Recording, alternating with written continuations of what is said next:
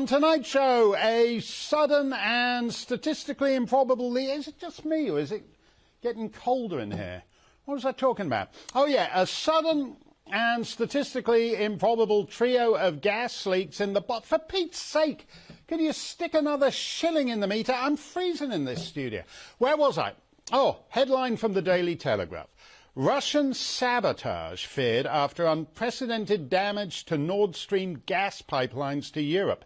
Investigations begun in Denmark, Sweden and Germany after 3 gas leaks in Nord Stream pipelines in just one day. When was the last time there were 3 gas leaks in one day? Well, how about never? Quote, leak of gas pipelines happens extremely rarely, says Christopher Botzor, head of the Danish Energy Agency.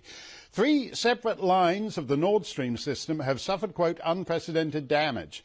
Aside from freezing more Euro grannies, the leaks have also shut down shipping in the area and any low-flying planes. Methane bubbles have been detected off the Danish island of Bornholm. Look, could someone go to Poundland and get me a hot water bottle? My toes are turning black. Anyway, in totally unrelated news, German newspapers are reporting that these gas leaks are the result of a, quote, targeted attack. Wir können uns kein Szenario vorstellen, das kein gezielter Angriff ist. We can't come up with a scenario that isn't a targeted attack, but it sounds way chillier in German. Ein gezielter Angriff.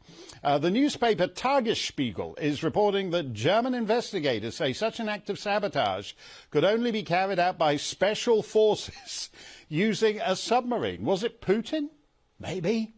Or was it the purported leader of the free world? As it happens, Joe Biden is the only head of government to have threatened explicitly to take out the Nord Stream. This was way back in February.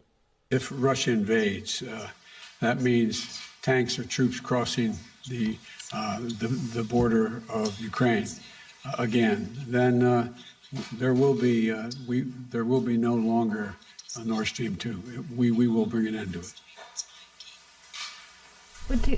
How will you do that exactly, since the project and control of the project is within Germany's control?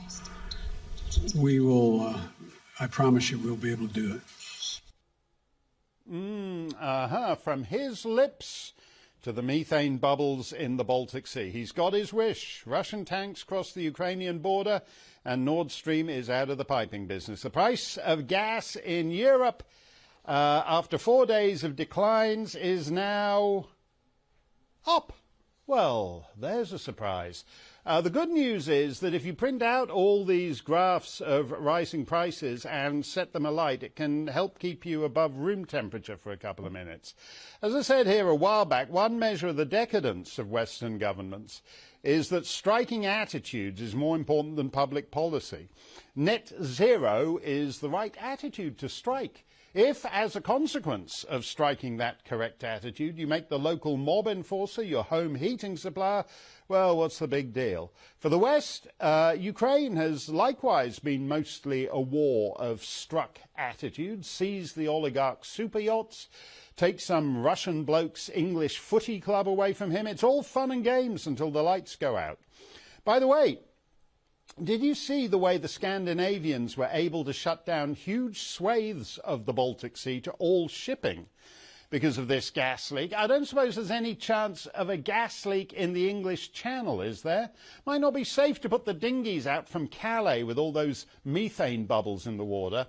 But for the right, the migrant tide is also merely another opportunity to strike attitudes. Liz Truss campaigned as the second coming of Mrs. Thatcher, but is now saying we need to increase immigration so that the NHS might be able to reduce the 10-month wait to get into the maternity ward by a couple of weeks. Meanwhile, despite the return of Thatcher to number 10, the organs of the British state continue to collaborate with human traffickers in ferrying over 1,000 persons a night onto the shores of England. If that keeps up all year, It'd be equivalent to the population of Belfast or Cardiff. So maybe we could give them a devolved government all of their own, as evidently the stern strictures of Liz Truss and Suella Braverman do not apply to them. Just to tie together these two European coastal waters, the Baltic seething with noxious Russian gas and the English Channel seething with UK government-facilitated human trafficking, there is a new tide of refugees about to come swimming in. Young Russian men fleeing Tsar Putin's recently announced military call-up. European governments, so welcoming of strapping young Syrians, Sudanese, Somalis, have suddenly discovered a type of military-age male they want no truck with. You don't want to be Putin's cannon fodder? Suck it up, you vodka-sodden loser. Finland says it will, quote, significantly restrict the entry of Russian citizens. From the Foreign Minister of Estonia, quote, we are not giving any asylum. This is not the basis of asylum for Russian men to flee the country.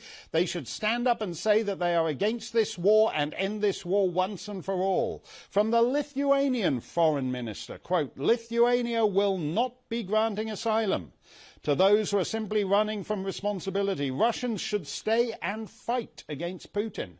Things Russian men can do. Instead of running away to Europe like a bunch of Nancies, they can protest, disobey, go AWOL, become POW, prisoners of war. They can mutiny.